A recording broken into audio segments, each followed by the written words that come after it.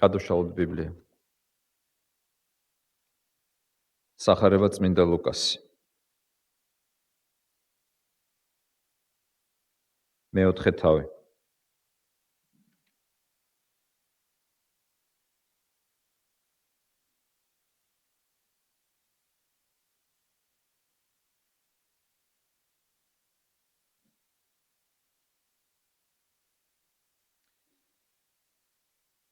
კითხულობთ მე-16 მუხლიდან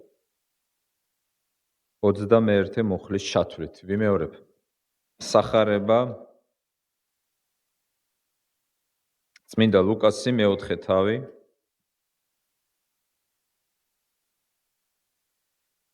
16:21. კითხულობთ. და მივიდა ნაზარეთს, სადაც აღიზარდა და შევიდა შაბათ დღეს თავისი ჩვეულებისამებრ სინაგოგაში და დადგა წასაკითხავად. და მიაწოდეს მას ესაია წინასწარმეტყველის წიგნი და გაშალა წიგნი და იპოვა ადგილი, სადაც დაწერილი იყო. უფლის სულია ჩემზე, ვინაიდან მან ცხო გლახაკდა სახარებლად, მომავლინა გულ შემოსრულთა განსაკურნებლად, ტყვეთათვის თავისუფლების და ბრმათათვის თვალის ახელის გამოსაცხადებლად, ჩაგრულთა გასათავისუფლებლად, უფლის შეწყალების წლის გამოსაცხადებლად. და დახურა წიგნი, გადასცა მსახურს და დაჯდა. ყველას თვალი სინაგოგაში მისკენ იყო მიპყრობილი და დაუწყო ლაპარაკი მათ.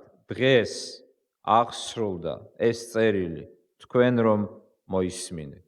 ეს არის უფლის სიტყვა. ვილოცოთ. ღმერთო, მოწყალეო და დიდებულო, მადლობას გწირავთ შენი სიტყვისთვის, რომელშიც გვიცხადებ შენს ნებას, შენი სულიწმიდის მადლით. გამოგვიცხადე შენი სიტყვის ჭეშმარიტება. მოგვიცი, რათა ვერ წმუნოთ შენს ძეს. უფრო მეტად შევიყვაროთ ის. მოგვასმენინე შენი ხმა შენს სიტყვაში. იესო ქრისტეს მიერ ვლოცულობთ. ამინ. მინდა ერთი ასეთი კითხვა დაგისვათ. რამდენ ხანს გრძელდებოდა იესო ქრისტეს მიწიერი მსახურება? მიწიერი მსახურების ქვეშ იგულისხმება პერიოდი ქრისტეს იორდანეში მონათვლიდან მის ჯვარცმამდე. რამდენ ხანს გრძელდებოდა იესო ქრისტეს მიწიერი მსახურება? ანუ დრო მონათვლიდან ჯვარცმამდე. პასუხი ყველამ კარგად იცით. მეორე საუკუნეში ცხოვრობდა ვინმე ვალენტინიანუსი.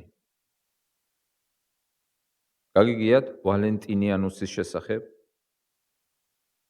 მას ყავდა მიმდევრები.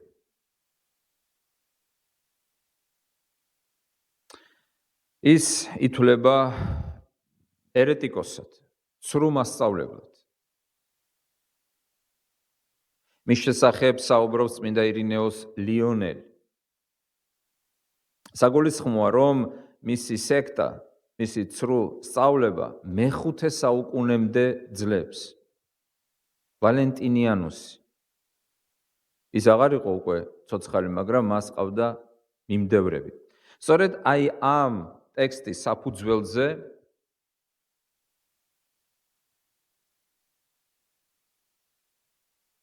ერეტიკოსები, ანუ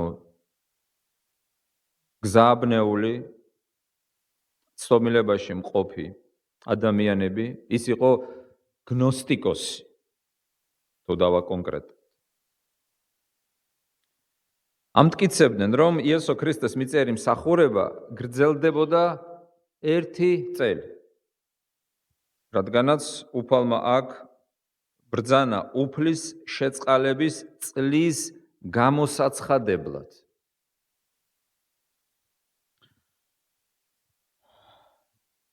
ძალიან ხელოვანი უნდა იყო ჭყალებში, ხელოვანი და მაცთურების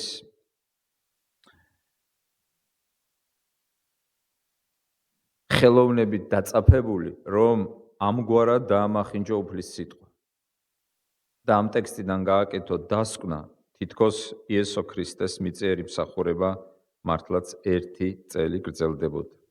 ჩვენ სახარებებიდან ვიცით, რომ სულ მცირე მისი მსახურება გრძელდებოდა 3 წლის განმავლობაში, 3 წელიწად ნახევარი. თუ ეს 100-ია, მაშინ რა წელზია აქ საუბარი? ეს ჩვენი მომდევნო შეკითხვაა. რა წელზია აქ საუბარი? რა წელი გამოაცხადა უფალმა? რომელ წელზია საუბარი? ჯერ ვთქვათ, რომ ეს წელი არის შეწყალების წელი. ვიმეორებ, კვლავ ვკითხულობ, უფლის შეწყალების წლის გამოსაცხადებლად. რა წელი გამოაცხადა უფალმა? შეწყალების სიტყვა, რომელიც ითარგმნება როგორც შეწყალების, ნიშნავს აგრეთვე სასიკეთოს. სხვა თარგმანში წერია სამადლო წელი. ბაჩანა ბრეგვაძის თარგმანში წერია კეთილსასურველი წელი, რაც პირდაპირი თარგმანია ძველი ბერძნული სიტყვისა, ზეცართავის სახელისა. როგორი წელი გამოაცხადა უფალმა? კეთილსასურველი, სასიკეთო, სამადლო, მისაღები.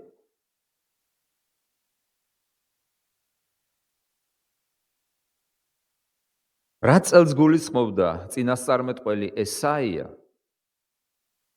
რომელიც წაიკითხა ჩვენმა უფალმა ნაზარეთში ყოფნისას და რომელზეც მან თქვა, რომ ეს წერილი თქვენ რომ მოისმინეთ, დღეს აღსრულდაო. თუ ჩვენ არ გვეცოდინება ძველი აღთქმის ტექსტები, ვერაფერს ვერ გავიგებთ. საერთოდ ვერაფერს. რა წელზია აქ ლაპარაკი და ვალენტინიანუსის მსგავსად შეიძლება 1000 რაღაც ცდომილი იდეა დაგვებადოს თავში. თუნდაც რომ გავერკვეთ აი ამ სიტყვის მემხედველობაში მაქვს ძველი ბერძნული ტექსტი მნიშვნელობაში, რომ ეს წელი არის სამადლო, სასიკეთო, კეთილსასურველი, კარგი, მისაღები, სასიამოვნო, ასეთ შეიძლება გადაითარგმნოს. მაგრამ სინამდვილეში რა წელზია ლაპარაკი? გასაგებია, რომ კარგი წელი ყოფილა, რაღაც კარგი წელი გამოაცხადა ქრისტემ. მაგრამ საიდან არის ეს წინასწარმეტყველება? რას გულისხმობდა ესაია, რომელიც ტექსტსაც ციტირებს უფალი ნაზარეთში და რომელზეც ამბობს, რომ ეს წერილი უკვე აღსრულდაო, კი არა აღსრულდება, არამედ თქვენ რომ მოისმინეთ, აი ახლა უკვე აღსრულდაო, მე ვაცხადებ აი ამ წელსო. ეს არის საიუბილეო წელი. ლევიანთა წიგნის 25 თავში არის დეტალურად ლაპარაკი ამ წლის შესახებ. საიუბილეო წელი. საიუბილეო წელი, რომელიც ცხადდებოდა ერთხელ 50 წლის განმავლობაში.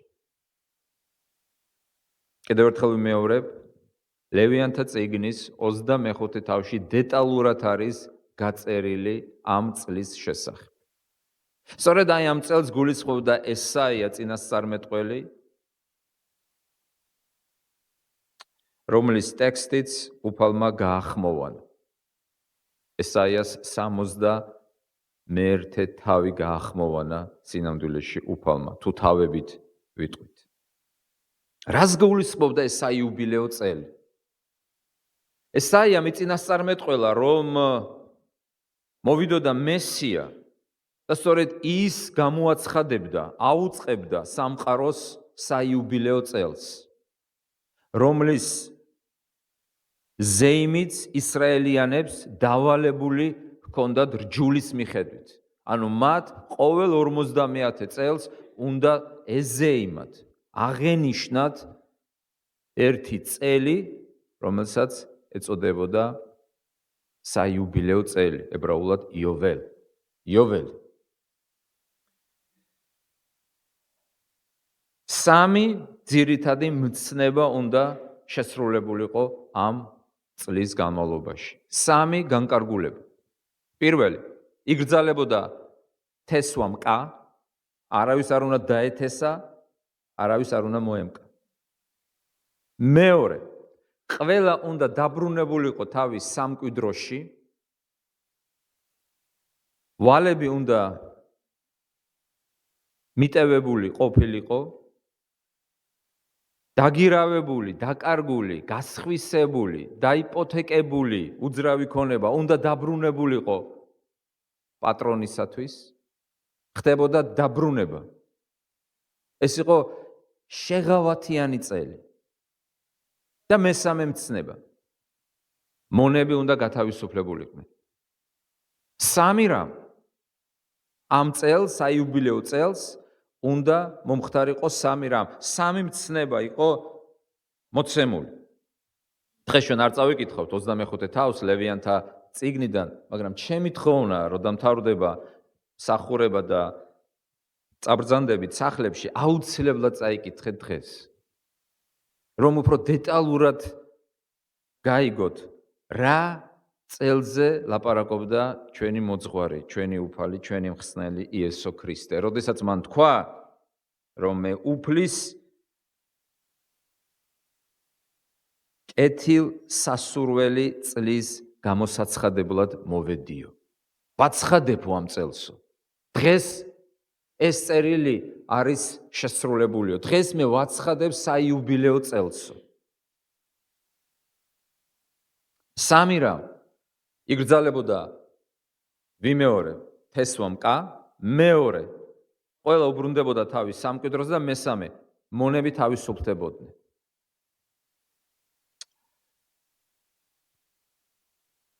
თუ ჩვენ კარგად გავიაზრებთ ამ წლის მნიშვნელობას, რა თქმა უნდა, იმ სისულელეს, რომელსაც ვალენტინიანუსი ოდესღაც ამბობდა და რატომღაც ბევრი იჯერებდა, გავემიჯნებით, აგრეთვე გავემიჯნებით სხვა დანარჩენ განმარტებებსაც ამ წლის შესახებ. იმიტომ რომ ქრისტიანულ ტრადიციაში ეს შეწყალების, კეთილსასურველი, სამადლო, შეწყნარების, როგორც ძველ ქართულ თარგმანში წერია, წელი მოიაზრება როგორც მესიანური წელი. წელი, რომელიც ქრისტემ გამოაცხადა და რომელიც არ არის შემოფარგლული თვეებით, ასტრონომიული დღეებით, შემოფარგლული იგულისხმება 1 წლით, 2 წლით, 3 წლით, არამედ შემოფარგლულია პერიოდით. მისი მოსვლიდან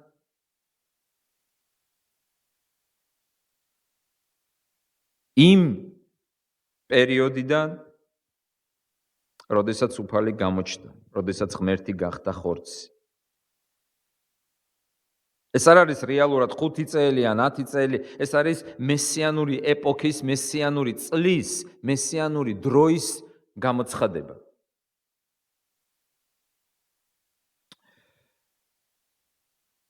იმისათვის რომ ჩვენ უფრო დეტალურად გავიაზროთ საიუბილეო მოწყალების წლის მნიშვნელობა, საჭიროა აგრეთვე ერთი შეკითხვა დავსვათ. პასუხი ამ შეკითხვაზე არის ძალიან მნიშვნელოვანი, იმიტომ რომ აი ამ წლის გამოცხადება და შესრულება იმისა, რაც ეს წელი თავის თავში მოიცავს, არის დაკავშირებული ერთ მნიშვნელოვან საკითხთან. რატომ დაერქვა იესოს ქრისტე? აი ჩვენი შეკითხვა ასეთია. რატომ დაერქვა იესოს ქრისტე? ზოგს გონია რომ ქრისტე გვარია. იესო ქრისტე, ანუ სახელი და გვარი. ქრისტე გვარია? ქრისტე ნიშნავს ცხებულს. ხოლო იესო ნიშნავს მაცხოვარს, ანუ მხსნელს. იესო ქრისტე ნიშნავს მაცხოვარი ცხებული. რატომ დაერქვა იესოს ქრისტე? რატომ ეწოდა იესოს ცხებული, ანუ ქრისტე, ანუ მესია?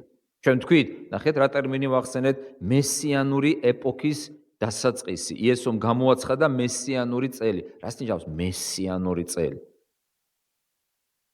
მესია, ანუ ქრისტე, ანუ ცხებული. რატომ ეწოდა იესოს ქრისტე? ვესმინსტერის დიდი კატეხიზმო. შეგახსენებთ, კატეხიზმო რა არის? კატეხიზმო ეს არის ქრისტიანული მოძღვრების მოკლე გადმოცემა კითხვა-პასუხის სახით. ესაა და ეს, რთულია რაიმე? კატეხიზმო, ქრისტიანული მოძღვრების მოკლე გადმოცემა კითხვა-პასუხის სახით. ქრისტიანულ ეკლესიაში არაერთი პატივდებული და ავტორიტეტული კატეხიზმო არსებობს. თავად სიტყვა მომდინარეობს ბერძნული ენიდან კატეხეო, რაც ნიშნავს დარიგებას, დამოძღვრას, განსწავლას. ერთ-ერთი ასეთი კატეხიზმო არის ვესმინსტერის ვრცელი, დიდი კატეხიზმი. სადაც დასმულია სწორედ ეს შეკითხვა, რომელიც ჩვენ დღეს გავახმოვანეთ. რატომ უწოდეს იესოს ქრისტე? იქ ცოტა სხვანაირი ფორმითაა, ასეთი ფორმით არის კატეხიზმოში. ჩვენს შუამავალს რატომ დაარქვეს ქრისტე, ანუ ცხებული? და გაისმის პასუხი, რაც არის ქრისტიანულ ღვთისმეტყველებაში ყველას მიერ აღიარებული. არა მარტო დაუშვათ პროტესტანტების, ან კათოლიკეების, არამედ ყველასი მართლმადიდებლების, კათოლიკეების, პროტესტანტების საერთო ქრისტიანული მიდგომა ამ საკითხის მიმართ ასეთია. რატომ დაერქვა იესოს ქრისტე? მაგრამ თვალსაჩინოებისათვის მე მომყავს ვესმინსტერის ვრცელი კატეხიზმო მაგალითი. თუმცა შემიძლია აგრეთვე გამოვიყენო მართლმადიდებლური დოგმატური ღვთისმეტყველება. საიდანაც გავაკეთებთ აგრეთვე ციტირებას. მე ამას იმიტომ ვამბობ, რომ დაინახოთ, ეს არ არის უწრო ვიწრო ეკლესიური წარმოდგენა ქრისტეს შესახებ, არამედ ეს არის საყოველთაოდ აღიარებული ხედვა, განხილვა, მიდგომა იესო ქრისტეს მსახურების მიმართ, მსახურებისა. პასუხი ასეთია. ჩვენ შუამავალს იმიტომ ეწოდა ქრისტე, რომ ის იყო ცხებული სულიწმიდის მიერ.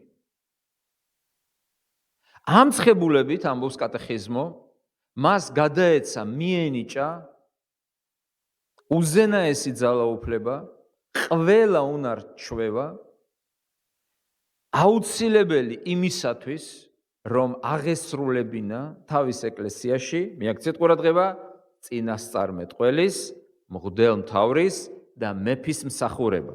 სამი მსახურება. ვიმეორებ, იესოს ეწოდა ქრისტე, იმიტომ რომ ის იყო სულიწმიდის მიერ ცხებული. აღმატებულად ცხებული.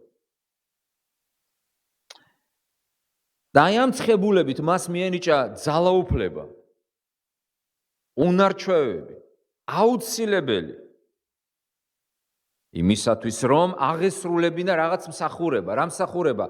სამგვარი მსახურება. ერთ-ერთ მართლმადიდებლურ სახელმძღვანელოში, დოგმატურ ღვთისმეტყველებაში წერია, რომ მე გულისხმობ დოგმატურ ღვთისმეტყველებას, რომელიც პროტოპრესვიტერის პომოზანსკის მიერ არის დაწერილი. აი რა წერია. იესო ქრისტეს მიერ აღსრულებული გადარჩენა, ის რაც ჩვენთვის მან მოიმოქმედა, დაკავშირებულია სამგვარ მსახურებასთან. წინასწარმეტყველის, მღვდლის და მეფის მსახურებასთან. ზემოთხსენებული დოგმატური ღვთისმეტყველება ამბობს, რომ სამივე მსახურებისთვის არის ერთი საერთო ნიშანი. მღვდელიც, წინასწარმეტყველიც და მეფეც უნდა ყოფილიყვნენ ცხებულნი. ზეთით, სპეციალურად, მირონით. და მათ სულიწმიდის მიერ, ნახეთ, იგივეს იმეორებს მართლმადიდებლური დოგმატური ღვთისმეტყველება, რაც ჩვენ გავიგონეთ ვესმინსტერის ვრცელ კატეხიზმოში, სულიწმიდის ძალით მათ ენიჭებოდათ ძალაუფლება, უნარჩვევები, შესაძლებლობები განეხორციელებინათ მსახურება. იესო წარმოდგენილია თავის მსახურებაში სახარების მონათხრობში, როგორც წინასწარმეტყველი, როგორც მღვდელი და როგორც მეფე. ახლა კი შეხედეთ ამ ტექსტს. აი ამ შეწყალების კეთილსასურველი, სამადლო, შეწყნარების აი ამ სიტყვებით არის გადმოცემული ქართულ თარგმანებში ეს სიტყვა. აი ამ წლის გამოცხადება და მისი შესრულება სინამდვილეში შეეძლო პიროვნებას, მესიას, რომელიც იქნებოდა ერთდროულად წინასწარმეტყველი, მეფე და მღვდელი. სხვანაირად ეს, რაც თქვენ მოისმინეთ, ვერც გამოცხადდებოდა და ვერც შესრულდებოდა. აი ამ ტექსტში იესო წარმოდგენილია როგორც სამგვარი, სამსახოვანი მსახურების ახმსრულებელი. მე მომწონს ვესტმინსტერის კატეხიზმოს ენა, ჩვენი შუამავალი. ერთია ღმერთი და ერთია შუამავალი, ღმერთსა და კაცთა შორის, ეს არის იესო ქრისტე. ღმერთი გამოჩნდა ხორცში, ქრისტე, რომელიც არის ერთდროულად ღმერთი და ადამიანი. ამიტომაც გახდა ის ჩვენი შუამავალი. სად ჩანს აქ ქრისტეს წინასწარმეტყველური მსახურება? უფლის სულია ჩემზე, ეს სიტყვები მეტყველებს ცხებულებაზე, ანუ მე ვარ მესია, ამბობს იესო ამ სიტყვებით. უფლის სულია ჩემზე. რა ვთქვით, რატომ ეწოდა იესოს ქრისტე? იმიტომ რომ ის იყო სულიწმიდის მიერ ცხებული. რას ნიშნავს ქრისტე? სულიწმიდის მიერ ცხებულს. უფლის სულია ჩემზე, ანუ მე ვარ ცხებული. რომელი ცხებულებით? წინასწარმეტყველური ცხებულებით, მღვდლის ცხებულებით, თუ მეფის ცხებულებით. სამივეთი ამბობს იესო ამ სიტყვებში, ამ სიტყვებით. უფლის სულია ჩემზე, ესაია წინასწარმეტყველებდა ქრისტეს დაბადებამდე დაახლოებით 800 წლის წინ და აი მოვიდა პიროვნება ნაზარეთში, სინაგოგაში, ჩვეულებრივი ღვთისმსახურების დროს შლის ან ხსნის უпростоრად გრაგნილს, კითხულობს ამ წინასწარმეტყველებას ტექსტს და ამბობს, ეს ვარ მე. დღეს შესრულდა ეს სიტყვა. დღეს მე ვაცხადებ კეთილსასურველ წელს. არა იმ წელს, რასაც ვალენტინიანუსი ჩმახავდა, არამედ ნამდვილ წელს, იმ წელს, რომელზეც ლაპარაკობდა მოსე საიუბილეო წლის შესახებ და რომელზეც წინასწარმეტყველებდა ესაია. მე ვაკეთებ ამას როგორც წინასწარმეტყველი, მე ვაკეთებ ამას როგორც მეფე, მე ვაკეთებ ამას როგორც მღვდელმთავარი. სად ჩანს აქ წინასწარმეტყველობა? მხოლოდ წინასწარმეტყველს შეუძლია ახაროს. შეხედეთ გლახაკთა სახარებლად. მომავლინა გულშემოსრულთა განსაკურნებლად. როგორც წინასწარმეტყველი ის გვახარებს ჩვენ. რა იყო წინასწარმეტყველის მსახურება? ღვთის ნების გაცხადება, ღვთის ნების ხარება. ღვთის საიდუმლოს უწყება.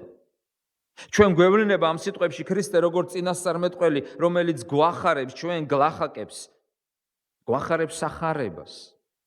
ჩვენ გულშემოსრულებს კურნავს. მხოლოდ წინასწარმეტყველის სიტყვას შეეძლო გულშემოსრულთა განკურნება.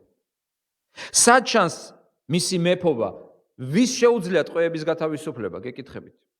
ვის შეუძლია ჩაგრულების გათავისუფლება, შეწყალება, შებრალება, სასჯელის ან გადავადება, ან საერთოდ გაუქმება? მხოლოდ მეფეს. მხოლოდ მონარქს შეეძლო ამის გაკეთება.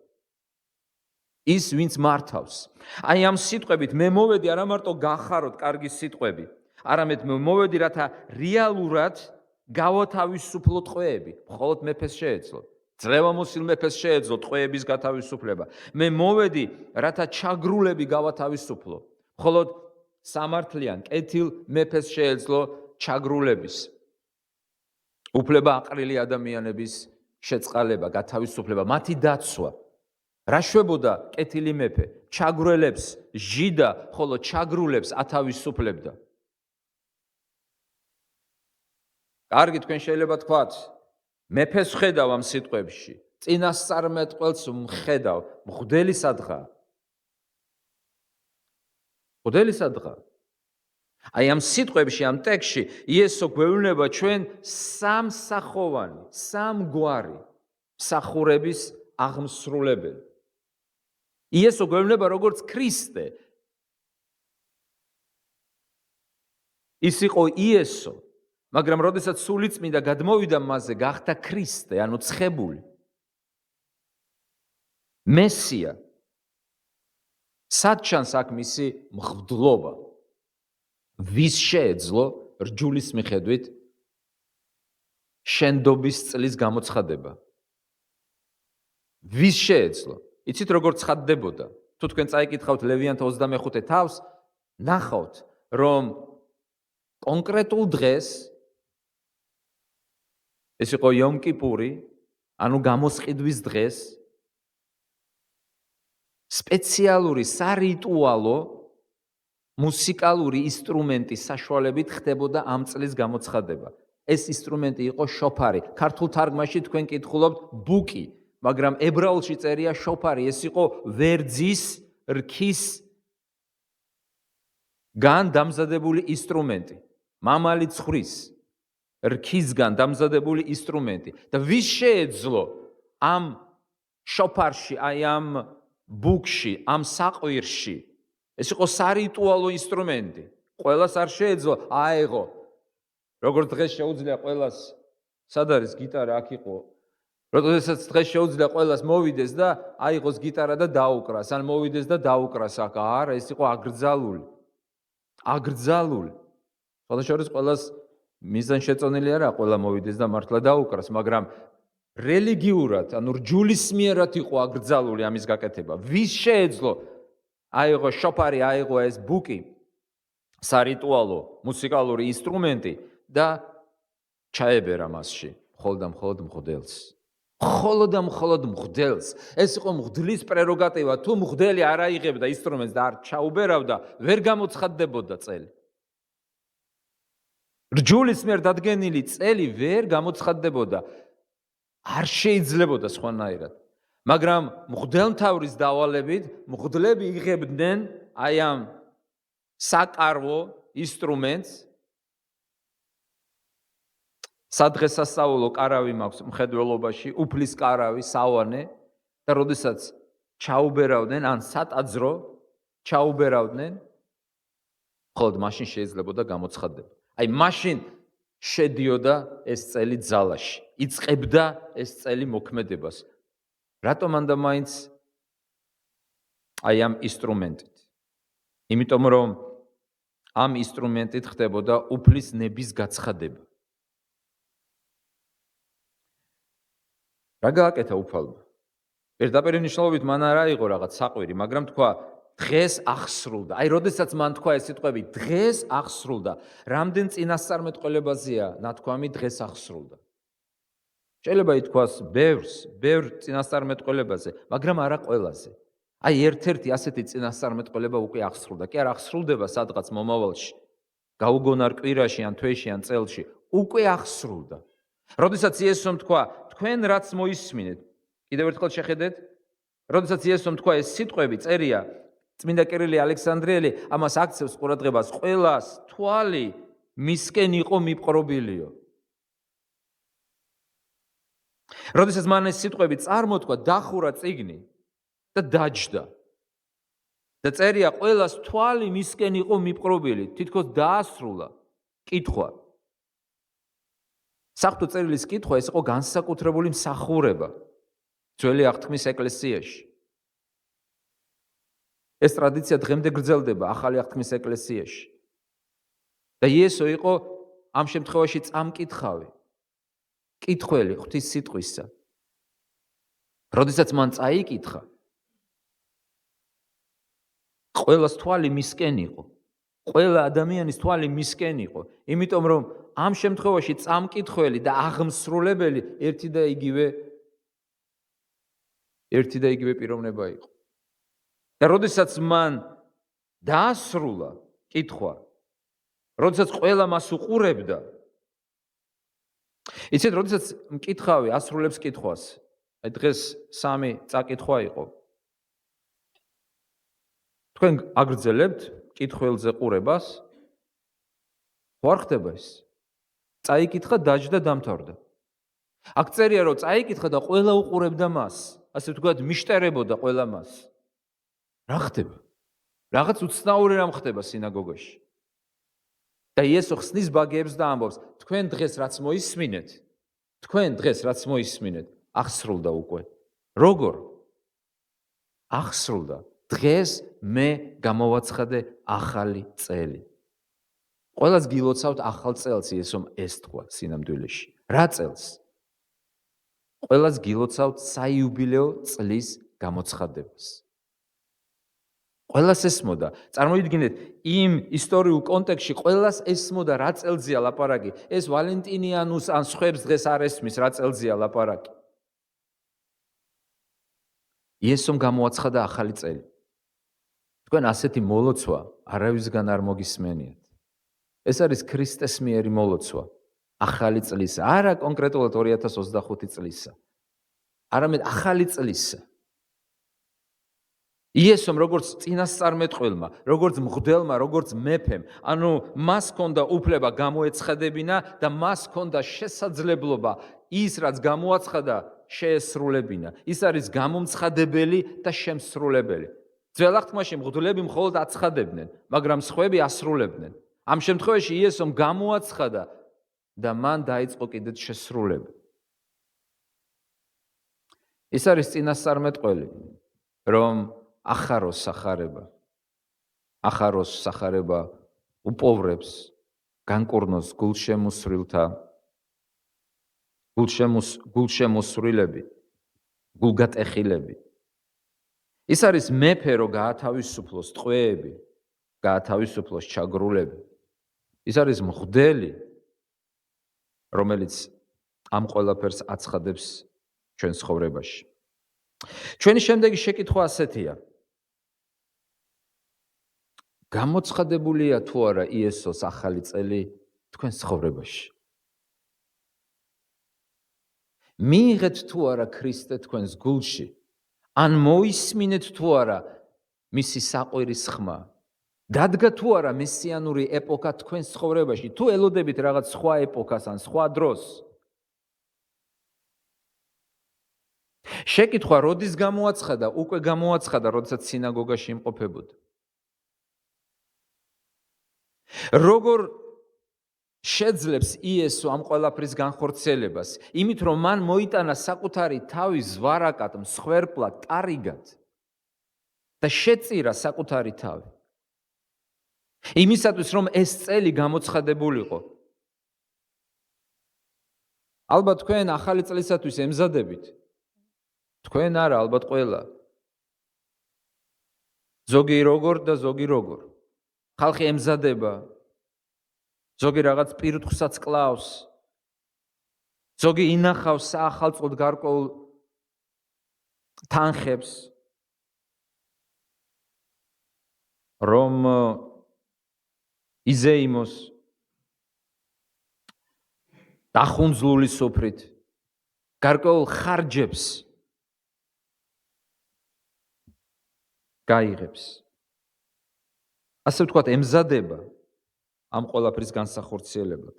მაგრამ ამ წარმოუდგენელი შენდობის, წარმოუდგენელი კეთილ განწყობის, სამადლო, შეწყნარების წლის განსახორციელებლად იესო ძალიან დიდი ხარჯის გაღება მოუწია.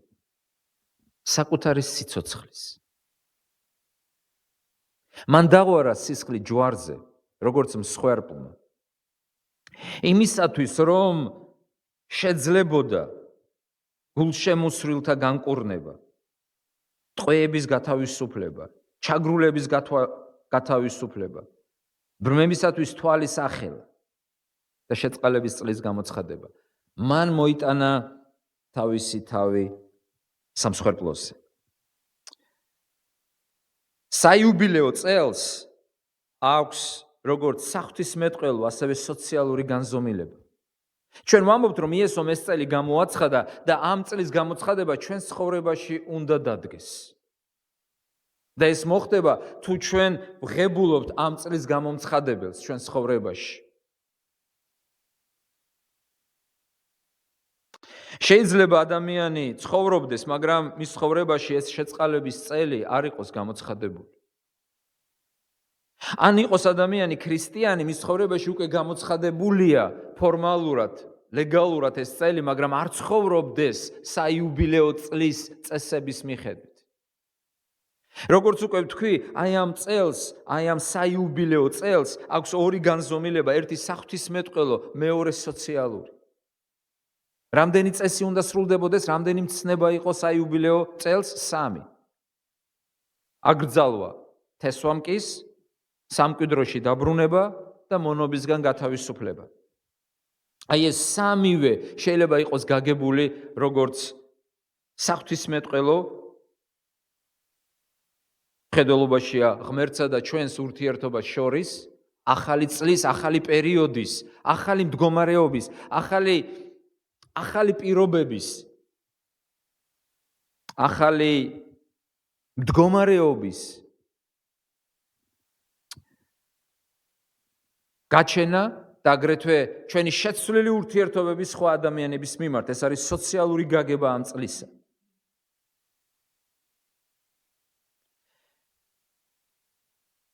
რას ნიშნავს გავიგოთ ეს წელი თეოლოგიურად, საღვთისმეტყველოდ, ღვთისმეტყველურად? რას ნიშნავდა პირველი მცნება?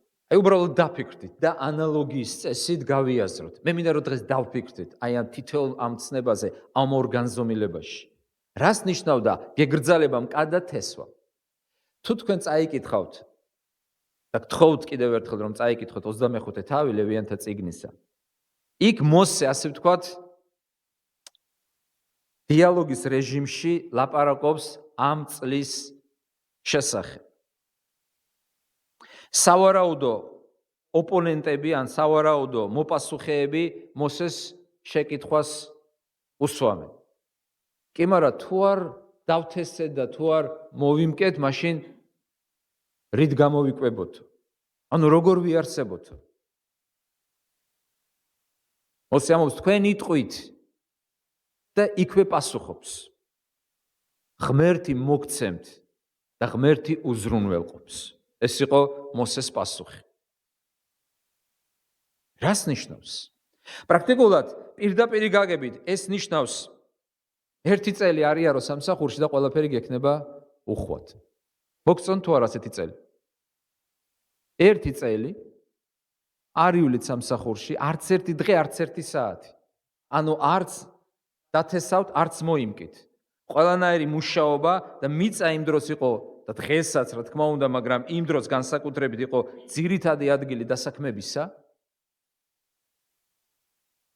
მოსავალი არ არის შიმშილი, უკმარისობა.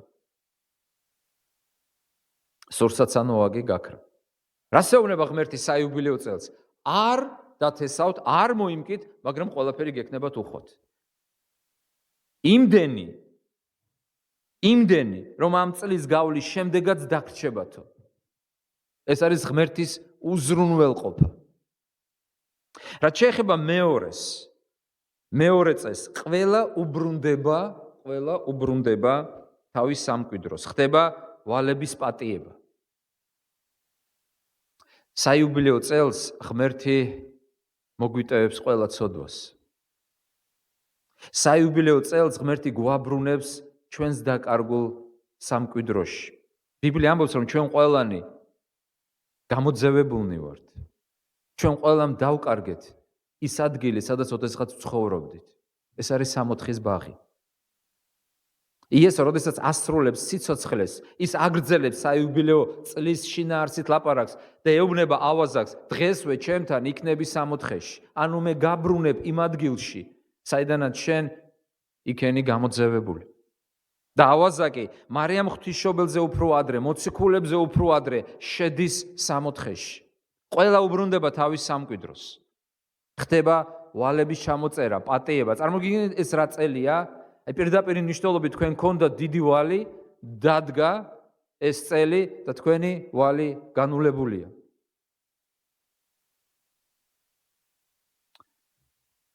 ეს არის ღვთის უზრუნველყოფის წელი. ეს არის ღვთის პატიების, დაბრუნების, დაკარგულის დაბრუნების წელი. და მესამე, მონობისგან გათავისუფლების წელი. მისი საღვთისმეტყველო მნიშვნელობა ანალოგიის წესით შეიძლება იყოს განმარტებული როგორც გათავისუფლება, სულიერი გათავისუფლება ყოველგვარი ჩაგვრისგან, დამოკიდებულებისგან. იესომ თქვა, ნამდვილი მონა ეს არის სოდვის კეთებელი. მხოლოდ ძეს შეუძლია ასეთი მონის გათავისუფლება და ეს ხდება შეწყალების წელს. ეს წელი უნდა გამოცხადდეს ჩვენ ცხოვრებაში. არ მკა ართესო ნიშნავს ყოველგვარი შრომის გარეშე შენ იღებ ღვთისაგან უზრუნველყოფას. ბიბლია ამბობს, რომ ვერც ერთი ხორციელი ვერ გამართლდება რჯულის საქმეებით, რაც არ უნდა კარგი იყოს ეს საქმეები. იმიტომ რომ გადარჩენა ეს არის უსასყიდლო ნიჭი ღვთისაგან, რომლისთვისაც ჩვენ არც თესავ და არც იმკი. ეს არის გააზრება ამ წლისა, ეს წელი რო დადგეს ჩვენ ცხოვრებაში. ეს არის სიმშვიდი, სიხარული, წარმოგიდგენიათ, წარმოგიდგენეთ ერთი წუთი, წარმოიდგინეთ თქვენი სახლი არის დაიპოთეკებული. თქვენ გაქვთ აურაცხელი ვალი. და მიაღწიეთ ამ 50-ე წელს. ჩამოკრა ზარებმა, უпростоრად მღვდლებმა, მე გავა ქრისტიანი. მღვდელმა ჩაბერა ბუქს. თქვენი გული ელოდება ამ წლის დადგომას. და მღვდელმა ჩაბერა და ვალი განულებულია. შედიხარ ინტერნეტში და ხედავ არანაირი ვალი არ აქვს. შედიხარ შენს სახლზე და ისევ შენ სახელზეა რეგისტრირებული. ეს არის პატიების, ეს არის სიმშვიდის, ეს არის სიხარულის, მიწარი მოსვენებული მთელი წელი, არ ამუშავებს მას არავინ. ეს არის სიმშვიდე. შევდივარ ჩვენ სიმშვიდეში მისი მორწმუნეები. საიუბილეო წელი ნიშნავს მდგომარეობას, როდესაც შენ შედიხარ სიმშვიდეში, ღვთის წინაშე. შენ არ ღვრიობს იმისათვის, რომ გადარჩენა დაიმსახურო, იმიტომ რომ გადარჩენისათვის გადახდილია დიდი საფასორი. შენ ღებულობ ამ გადარჩენას უსასყიდლოდ, ყოველგვარი მკისა და თესვის გარეშე. შენ გაქვს დიდი სიხარული, რა თქმა უნდა გაქვს სიხარული, უფრო მეტი სიხარული, იმიტომ რომ ყველა შენი ცოდვა ჩამოწერილ იქნა. ღმერთმა მოგიტევა უამრავი ცოდვა ქრისტეს სახელის გულისათვის. წარმოგიდგენიათ, რა წელი იყო ეს ისრაელიანებისათვის. ყოველგვარი შუღლი, უთანხმოება, დავიდარება ვალის გამო, დაიპოთეკებული, დაგირავებული, ქონების გამო, ყველაფერი წყდებოდა, მთავრდებოდა. წარმოგიდგენიათ, მონობა მთავრდებოდა. იმ დროს, როდესაც ადამიანს არ ქონდა შესაძლებლობა ვალის გადახდისა, მონახდებოდა სხვისი. ასეთ მონობას ეწოდებოდა ვალით მონობა. როგორ ელოდებოდა ასეთი მონა ამ წლის დადგომას? შეიძლება მას გაფორმებული ქონოდა მონა, თქვათ 7 წლით, 5 წლით, მაგრამ თუ ეს წელი უსწრებდა, ის ხდებოდა თავისუფალი. აბსოლუტურად უსასყიდლად, იმიტომ რომ მღვდელმა ბუკი დაბერა. იმიტომ რომ იესომ გამოაცხადა ეს წელი, შენ ხარ დღეს თავისუფალი. ყოველგვარი დამოკიდებულებისაგან. ეს იმას ნიშნავს, რომ არაფერი არ უნდა ბატონობდეს შენზე. არავინ და არაფერი. არანაირი მანკიერება. ბიბლია ამბობს, დავრჩეთ ცოდვაში. არამძდა არამც ამბობს წმინდა პავლე მოციქული. რატომ? იმიტომ რომ ძემ გაგვათავისუფლა ყოველგვარი ცოდვისგან. იმიტომ რომ ძემ შემუსრა ყოველგვარი ცოდვის ძალაუფლება ჩვენზე. ამ საიუბილეო წელს და მის გამოცხადებას ჩვენს გონებაში, ჩვენს სულში, ჩვენს ცხოვრებაში აქვს უდიდესი მნიშვნელობა. თანაც ეს სრულდება წმინდა სამების მიერ თლიანად წმინდა ამბროსი მედიოლანელი ამ ტექსტის განხელვისას ამბობს, რომ აქ ჩვენ ხედავთ წმინდა სამების გამოცხადებას. ის ხედავდა ამ სიტყვებში წმინდა სამებას, როგორ მან მე მცხო სული წმინდით.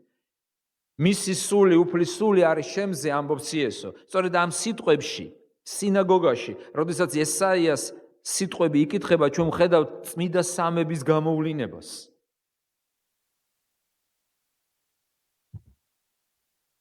რაც შეეხება სოციალურ მნიშვნელობას, რას ასწავლიდა საიუბილეო წელი ისრაელიანებს, იმავეს გვასწავლის დღეს ჩვენ. იმავეს გვასწავლის ჩვენ დღეს საიუბილეო წლის, ანუ შეწყალების წლის დამკვიდრება, გამოცხადება ჩვენ ცხოვრებაში, ჩვენს გულებში. ჩვენ უნდა მიუტევოთ ერთმანეთს. დაუბრუნოთ უნდა წართმეული. ვინ რა წაართვა? ჩვენ უნდა ვითხოვოთ პატიება ერთმანეთისგან. შეიძლება ვინმეს წაართვა ნაწილი ღირსებისა, პატივისა, ან მატერიალური, ან არამატერიალური სიკეთე. რას ასწავლიდა ეს წელი ისრაელიანებს? შეხედეთ, ერთი მხრივ ეს იყო უფლის ნებით გამოცხადებული წელი, მაგრამ მოვალე და კრედიტორი რას ასწავლიდა? რა თქმა უნდა, ეს იყო ტრაური კრედიტორისთვის, მაგრამ სიხარული მოვალისთვის, ასე არ არის?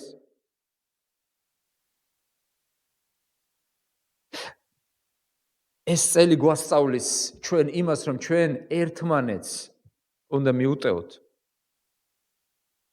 ერთმანეთისადმი უნდა ვიყოთ ლმობიერნი. ერთმანეთს უნდა დაუბრუნოთ ის, რაც წავართვით. იმიტომ რომ ეს იყო დაბრუნება და კიდევ ეს იყო მონობისგან გათავისუფლება.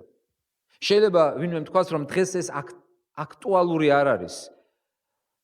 გაერთიანებული ერების ორგანიზაციის მოხსენების თანახმად დღესაც 21 საუკუნეში არსებობს მონობის სხვადასხვა გამოვლინება, ტიპი და ფორმა. შეიძლება ის მონობა კლასიკური გაგებით აღარ არის. სხვადასხვა შორის მე-20 საუკუნეში გაუქმდა საბოლოოდ მონობა საკანონმდებლო დონეზე. წარმოგიდგენთ, კაცობრიობამ იცხოვრა და მხოლოდ მე-20 საუკუნეში. იცით ხო, რომელია უკანასკნელი სახელმწიფო, სადაც მონობა საკანონმდებლო დონეზე, ანუ კანონის დონეზე გაუქმდა? მავრიტანია. მე-20 საუკუნის 80-იან წლებში გაუქმდა. მაგრამ მონობა დღეს ისევ რჩება. გაერთიანებული ერების ორგანიზაციის ან სხვა მონაცემის თანახმად მილიონობით, ერთ-ერთი წყაროს მიხედვით 50 მილიონი ადამიანი დღეს იტანჯება მონობისგან. თქვენ შეიძლება გაგიკვირდეთ, რა სახის მონობა არის შრომითი მონობა, რაც ყველაზე მეტად არის გავრცელებული. როდესაც ბავშვების შრომას იყენებენ, როდესაც ხდება იძულება შრომაში. შეხედეთ დღეს, ჩვენ ვლაპარაკობთ ალკოჰოლიკებზე. შრომით გოლიკებიც არსებობს დღეს, რომლებიც დამონებულები არიან სამსახურით. მონები არიან თავიანთი სამსახურისა. შრომითი კანონმდებლობა სწორედ იმას ითვალისწინებს დღეს, რომ ადამიანის შრომა იყოს არა მონური, დამძრგუნველი, მტანჯველი, არამედ ღირსეული, რომ ადამიანი მუშაობდეს მხოლოდ ამდენი საათის განმავლობაში და არა უმეტესი. რომ კვირაში 2 დღე მაინც ისვენებდეს. ზოგიერთი ქვეყანა, მაგალითად სკანდინავია, გადავიდა უკვე 3 დღიან დასვენებაზე. რატომ? იმიტომ რომ საზოგადოებას აწყობს ჯანმრთელი, ფსიქოლოგიურად გაწონასწორებული ადამიანი. წარმოიდგინეთ ადამიანი, რომელიც მუშაობს 12-13 საათი. ის ხო იფიტება, ყველანაირად იფიტება, ის მონაა უკვე იმაში, იქ სადაც მუშაობს. საყოფაცხოვრო მონობა ძალიან გავრცელებულია დღეს. მონობა, როდესაც ხდება ვალის კაბალური წესით შედგენა. რამდენი მონაა დღეს ვალის? და კიდევ არის ძალიან გავრცელებული სექსუალური მონობა. ერთ-ერთი მისი ფორმა არის იძულებითი ქორწინება. ტრაფიკინგზე აღარ ვიძახი აღარაფერს. როგორც ბალზაკი ამბობს თავის სახელგანთქმულ რომანში მამა გორიოში, თუ ქორწინება იძულებითაა, ან შეიძლება სხვა მიზეზით, მაშინ სადღაა პატიოსნება და სიყვარული. მაგრამ როდესაც ქორწინება ხდება ძალადობით, როდესაც ხდება იძულება, ეს არის მონობის გამოვლინება. ამიტომ გთხოვთ, ისეთი შთაბეჭდილება შეგექმნებათ, რომ ეს მოძველდა და მოძველებული ხავსი აქვს უკვე ამ ტექსტს. არა, ამ ტექსტს ხავსი არ აქვს. ეს ტექსტი დღესაც აქტუალურია. 21 საუკუნეში ვცხოვრობ და ოფიციალურად 50 მილიონი ადამიანი მონობაში იმყოფება. და თქვენ მეუბნებით, რომ მონობა აღარ არის? თანაც რამდენი მონობა? გააჩნია, რას უწოდებთ მონობას? ეს არის ადამიანის მიერ სხვა ადამიანზე ძალადობის გამოვლინების უკიდურესი ფორმა. რას გვასწავლის სოციალურად ეს ტექსტი? თუ შენს ცხოვრებაში იესომ გამოაცხადა შეწყალების წელი, შენ უნდა გაათავისუფლო. შენ აღარ უნდა მოექცე სხვა ადამიანს მონურად. შენ უნდა წარმოიდგინო სხვა ადამიანი არა როგორც შენი მონა, რომელსაც შეგიძლია შენი რაღაცა ძალაუფლების გადმონთხევა, არამედ როგორც ღვთის მონა, ღვთის ხატი, ღვთის მსგავსი. გაათავისუფლე მონები. გაათავისუფლე დაჩაგრულები. აი ამას გვასწავლეს ეს ტექსტი. სხვადასხვა ანალოგიური კაცობრიობის ისტორიაში მოხდა მე-19 საუკუნეში, როდესაც აბრაამ ლინკოლნმა, ამერიკის პრეზიდენტმა გამოსცა კანონი, რომელსაც უწოდებენ ემანსიპაციის პროკლამაციას, ასე ქვია ამ კანონს, რომლითაც მან ამერიკის შტატებში გამოაცხადა თავისუფლება მონებისთვის. ერთ-ერთი ქალი წერდა ამ გამოცხადების შემდეგ, საშინელია კაცისთვის იყო მონა, მაგრამ გაცილებით საშინელია იყო ქალისთვის იყო მონა. და ის არ ფარავდა თავის აღფრთოვანებას გათავისუფლების გამო. არა დაუფალმა სინაგოგაში უკვე გამოაცხადა თავისუფლება. როდესაც ეს თავისუფლება შემოდის ჩვენს გულში, ჩვენი გულიც იცვლება სხვების მიმართ. აი ეს არის სახარებისეული მიდგომა ჩვენი ცხოვრების